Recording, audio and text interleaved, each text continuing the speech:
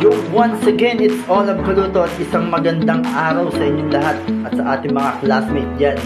So for today's video nga pala mga classmates, magluluto tayo ng bola-bola na luto sa miswa at sa ating patola. So bumili nga pala ako ng patola sa labasan mga classmates. At yung ating bidbid nagawa na rin natin. So yan nga pala mga classmates, at yung mga ingredients natin hiniwa-hiwa ko lang at mamaya i-blender na natin yan. Nang sa ganun ma-mix niya yung pagtimpla natin. So yan, aking hiniwa nga lang mga classmates. At mamaya i-serve na natin yung ating mga kakailanganin na ingredients at pag-hahalu-haluin na natin yan. So yan nga pala yung ating blender. So yan, napitaan ko na nga palang i-blender yung mga gulay. At mamaya i-mix ko rin naman yung ating bidbid yan at yung ating biniling.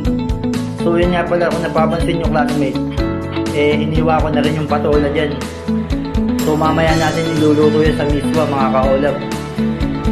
So sa mga nagpapa-shoutout nga pala, shoutout nga pala kay Renzo Cruz at kay Genesis Rojas. Shoutout sa inyo. So ayan mga classmate, nagluto na nga pala tayo ngayon. So ayan, yung ating blender, sinama ko na doon sa ating mga bidbid at yung ating biniling na i-blender na rin nga pala natin yan mga kaolab. So yan, sinimot ko lang at titimplahan pa natin yan mga kaolab. So nasimot na nga pala natin mga kaolab at eto, titimplahan na natin yan at kukunin na lang natin yung mga kailanganin na ingredients at imimix na natin yan mga kaolab. Tinimplahan ko lang ng konting asin at konting paminta.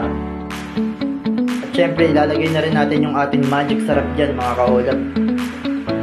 Nang sa ganun kumapit talaga yung ating gagawing bola-bola.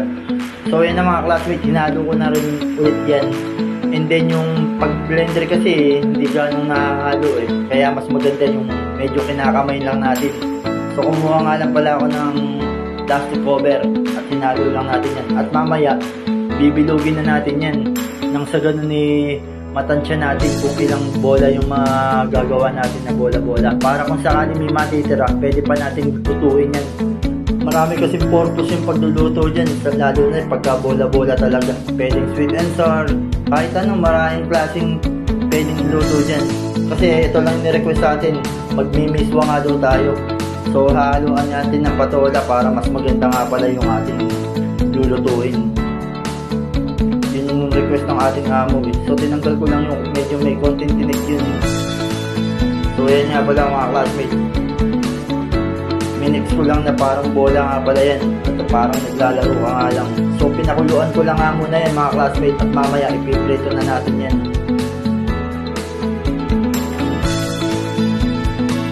So yan, saka hinalo ko lang muna mga classmates nang sa ganun na hindi dumikit. At mamaya ipiprito na natin yan at lulutuin na natin yan sa miswa. So yung matitira nga pala dyan, baka maluto na natin ng sweet and sour. So sobrang dahil kasi dyan. Mga tansya ko, mga nasa 60 pieces na bola yung maluluto natin.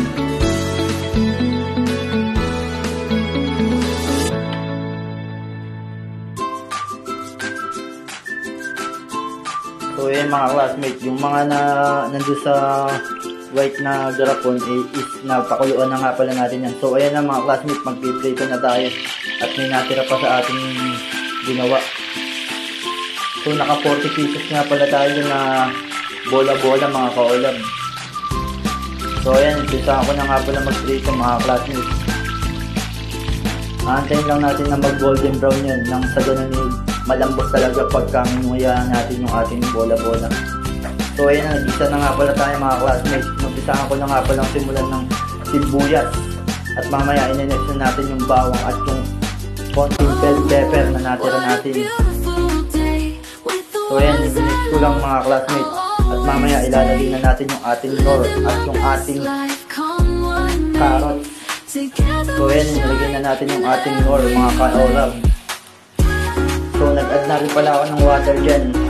At mamaya ilalagay na natin yung ating bola-bola at yung ating patola. So yan na nga, nilagay natin yung ating bola-bola mga classmates. And then sinunod na natin yung ating patola at saka yung mix ng sit-down ng sibuyas, mga kaolab.